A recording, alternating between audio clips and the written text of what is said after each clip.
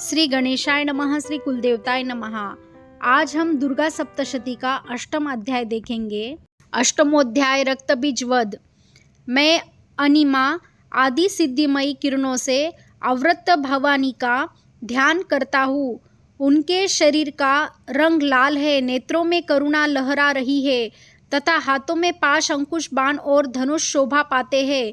ऋषि कहते हैं, चंड और मुंड नामक दैत्यों के मारे जाने तथा बहुत सी सेना का संहार हो जाने पर दैत्यों के राजा प्रतापी शुंभ के मन में बड़ा क्रोध हुआ और उसने दैत्यों की संपूर्ण सेना को युद्ध के लिए कूच करने की आज्ञा दी।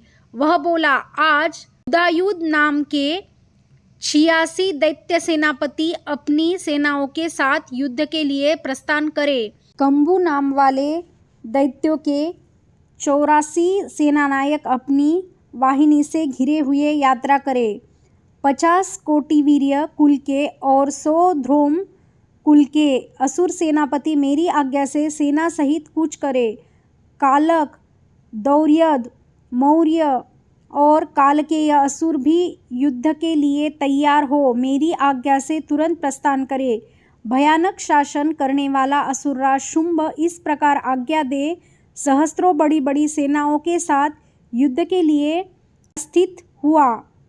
उसकी अत्यंत भयंकर सेना आती देख चंडिका ने अपने धनुष के टंकार से पृथ्वी और आकाश के बीच का भाग गुंजा दिया।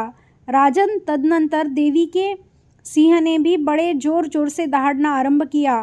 फिर अंबिका ने घंटे के शब्द से उस ध्वनि को और भी बढ़ा दिया। धनुष की टंकार, सिंह की दहाड़ और घंटे की ध्वनि से संपूर्ण दिशाएं गूंज उठी। उस भयंकर शब्द से काली ने अपने विकराल मुख को और भी बढ़ा लिया तथा इस प्रकार वे विजयिनी हुई। उस तुमुल नाद को सुनकर दैत्यों की सेनाओं ने चारों ओर से आकर चंडिका देवी, सिंह तथा काली देवी को क्रोधपूर्वक घेर लिया। राजन, इसी बीच में असुरों के विनाश तथा देवताओं के अभ्युदय के लिए ब्रह्मा, शिव, कार्तिकेय, विष्णु तथा इंद्र आदि देवों की शक्तियाँ, जो अत्यंत पराक्रम और बल से संपन्न थी, उनके शरीरों से निकलकर उन्हीं के रूप में चंडिका देवी के पास गई। जिस देवता का जैसा रूप, जैसी वेशभूषा और जैसा वाहन है, ठीक वैसे ही साधनों से संपन्न हो उसकी शक्ति असुरों से युद्ध करने के लिए आई। सबसे पहले हंसयुक्त विमान पर बैठी हुई अक्षसूत्र और कमंडलू से सुशोभित ब्रह्मा जी की शक्ति उपस्थित हुई, जिसे ब्रह्मानी कहते हैं। महादेव जी की शक्ति वृषभवर आरूढ़ हो, हाथों में श्रेष्ठ त्रिशूल धारण किए, महानाग का कंकन पहने, मस्तक में चंद्र रेखा से विभूषित हो वहां आ पहुंची। कार्तिकेय जी की शक्ति रूपा जगदम्बिका उन्हीं का रूप धारण किए श्रेष्ठ मयूर पर आरूढ़ हो हाथ में शक्ति लिए दैत्यों से युद्ध करने के लिए आई। इसी प्रकार भगवान विष्णु की शक्ति गरुड़ पर विराजमान हो शंख, चक्र, गदा, शारंग, धनुष तथा खड्ग हाथ में लिए वहां आई। अनुपम यज्ञ वराह का रूप धारण करने वाले श्री हरि की जो शक्ति है, वह भी वराह शरीर धारण करके वहां उपस्थित हुई। नारसिंही शक्ति भी नरसिंह के समान शरीर धारण करके वहां आई। उसकी गर्दन के बालों के झटके से आकाश के तारे बिखरे पड़ते थे। इसी प्रकार इंद्र की शक्ति वज्र हाथ में लिए गजराज ऐरावत पर बैठकर आई। उसके भी सहस्त्र नेत्र थे। इंद्र का जैसा रूप है वैसा ही उसका भी था।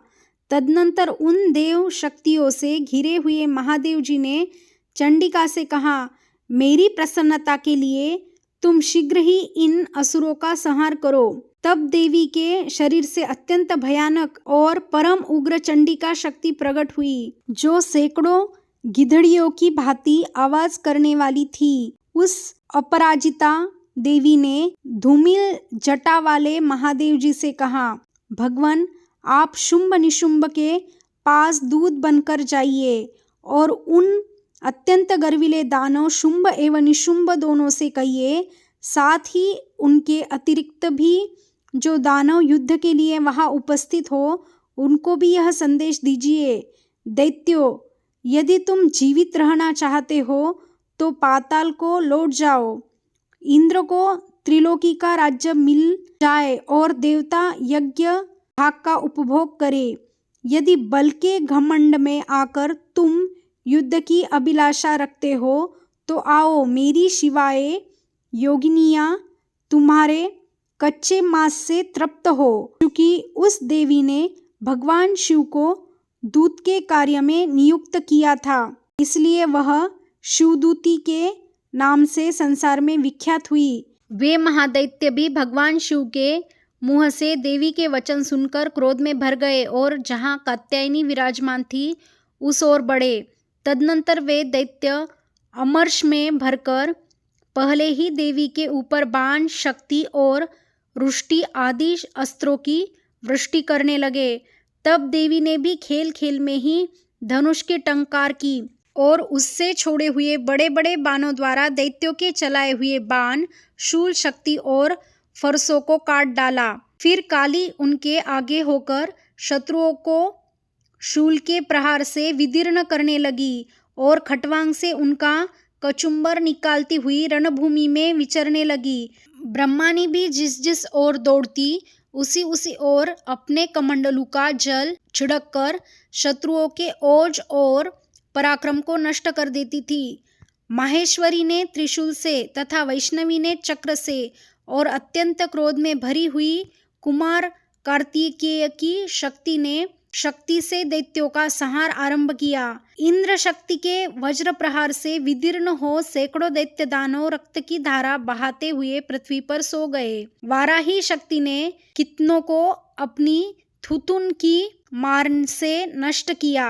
दाढ़ों के अग्रभाग से कितनों की छाती छेद डाली तथा कितने ही दैत्य उसके चक्र की चोट से विदीर्ण होकर गिर पड़े। नारसिंही भी दूसरे दूसरे महादैत्यों को अपने नखों से विदीर्ण करके खाती और सिंहनाद से दिशाओं एवं आकाश को गुंजाती हुई युद्ध क्षेत्र में विचरने लगी। कितने ही असुर शिवदूती के प्रचंड अट्टहास से अत्यंत भयभीत हो पृथ्वी पर गिर पड़े और गिरने पर उन्हें शिवदूती ने उस समय अपना ग्रास बना लिया। इस प्रकार क्रोध में भरे हुए मातृगणों को नाना प्रकार के उपायों से बड़े बड़े असुरों का मर्दन करते हुए देख दैत्य सैनिक भाग खड़े हुए। मातृगणों से पीड़ित दैत्यों को युद्ध से भागते देख रक्तबीज नामक महादैत्य क्रोध में भरकर युद्ध करने के लिए आया। उसके शरीर से जब रक्त की बूंद पृथ्वी पर गिरती तब उसी के समान शक्तिशाली एक दूसरा महादैत्य पृथ्वी पर पैदा हो जाता। महासुर रक्तबीज हाथ में गदा लेकर इंद्र शक्ति के साथ युद्ध करने लगा। तब ऐन्द्री ने अपने वज्र से रक्तबीज को मारा। वज्र से घायल होने पर उसके शरीर से बहुत सा रक्त चूने लगा और उससे उसी के समान रूप तथा पराक्रम वाले योद्धा उत्पन्न होने लगे। उसके शरीर से रक्त की जितनी बूंदें गिरी उतने ही पुरुष उत्पन्न हो गए। वे सब रक्तबीज के समान ही वीर्यवान, बलवान तथा पराक्रमी थे। वे रक्त से उत्पन्न होने वाले पुरुष भी अत्यंत भयंकर अस्त्र शस्त्रों का प्रहार करते हुए वहाँ मातृगणों के साथ घोर युद्ध करने लगे। पुनः वज्र के प्रहार से जब उसका मस्तक घायल हुआ तब रक्त बहने लगा और उससे हजारों पुरुष उत्पन्न हो गए। वैष्णवी ने युद्ध में रक्तबीज पर चक्र का प्रहार किया तथा ऐन्द्री ने उस दैत्य सेनापति को गदा से चोट पहुंचाई। वैष्णवी के चक्र से घायल होने पर उसके शरीर से जो रक्त बहा और उससे जो उसी के बराबर आकार वाले सहस्त्रों महादैत्य प्रकट हुए, उनके द्वारा संपूर्ण जगत व्याप्त हो गया। कौमारी ने शक्ति से, वाराही ने खड़ंग से और माहेश्वरी ने त्रिशूल से महादैत्य रक्तबीज को घायल किया। क्रोध में भरे हुए उस महादैत्य रक्तबीज ने भी गदा से सभी मात्र शक्तियों पर पृथक पृथक प्रहार किया। शक्ति और शूल आदि से अनेक बार घायल होने पर जो उसके शरीर से रक्त की धारा पृथ्वी पर गिरी, उससे भी निश्चय ही सैकड़ों असुर उत्पन्न हुए। इस प्रकार उस महादैत्य के रक्त से प्रकट हुए असुरों द्वारा संपूर्ण जगत व्याप्त हो गया। इससे उन देवताओं को बड़ा भय हुआ। देवताओं को उदास देख चंडिका ने काली से शीघ्रतापूर्वक कहा, चामुंडे, तुम अपना मुख और भी फैलाओ तथा मेरे शस्त्रपात से गिरने वाले रक्त बिंदुओं और उससे उत्पन्न होने वाले महादैत्यों को तुम अपने इस उतावले मुख से खा जाओ। इस प्रकार रक्त से उत्पन्न होने वाले महादैत्यों का भक्षण करती हुई तुम रण में विचरती रहो। ऐसा करने से उस दैत्य का सारा रक्त क्षीण हो जाने पर वह स्वयं भी नष्ट हो जाएगा। उन भयंकर दैत्यों को जब तुम खा जाओगी तब दूसरे नए दैत्य उत्पन्न नहीं हो सकेंगे। काली से यो कहकर चंडिका देवी ने शूल से रक्त बीज को मारा और काली ने अपने मुख में उसका रक्त ले लिया। तब उसने वहां चंडिका पर गदा से प्रहार किया, किंतु उस गदापात ने देवी को तनिक भी वेदना नहीं पहुंचाई। रक्त बीज के घायल शरीर से बहुत सा रक्त गिरा, किंतु जो ही वह गिरा त्यों ही चामुंडा ने उसे अपने मुख में ले लिया। रक्त गिरने से काली के मुख में जो महादैत्य उत्पन्न हुए उन्हें भी वह चट कर गई और उसने रक्त बीज का रक्त भी पी लिया।